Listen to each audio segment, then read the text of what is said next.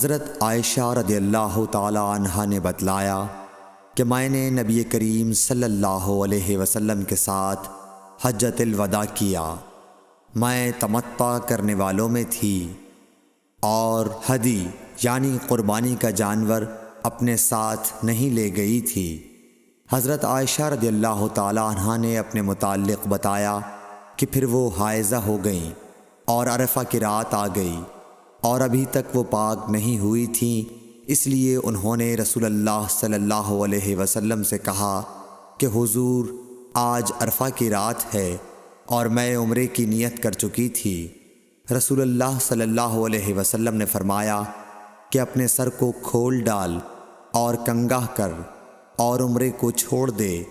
میں نے ایسا ہی کیا، پھر میں نے حج پورا کر لیا اور لیلۃ الحصبہ میں عبد الرحمن بن ابو بکر کو حضور صلی اللہ علیہ وسلم نے حکم دیا وہ مجھے اس عمرے کے بدلے میں جس کی نیت میں نے کی تھی تنعیم سے دوسرا عمرہ کرا لائے۔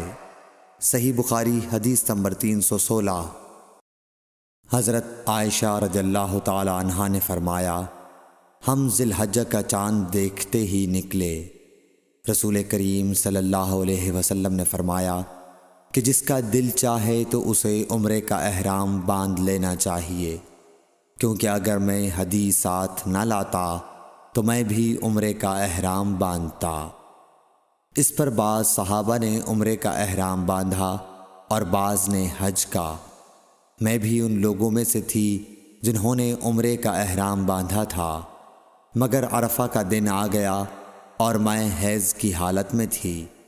میں نے نبی کریم صلی اللہ علیہ وسلم سے اس کے متعلق شکایت کی تو آپ نے فرمایا کہ عمرہ چھوڑ اور اپنا سر کھول اور کنگا کر اور حج کا احرام باندھ لے۔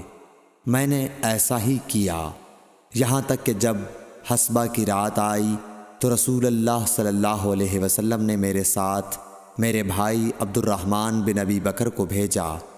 میں تنعیم گئی اور وہاں سے اپنے عمرے کے بدلے دوسرے عمرے کا احرام باندھا۔ ہشام نے کہا کہ ان میں سے کسی بات کی وجہ سے بھی نہ ہدی واجب ہوئی اور نہ روزہ اور نہ صدقہ۔ تنعیم حد حرم سے قریب 3 میل دور ایک مقام کا نام ہے۔ صحیح بخاری حدیث نمبر 317۔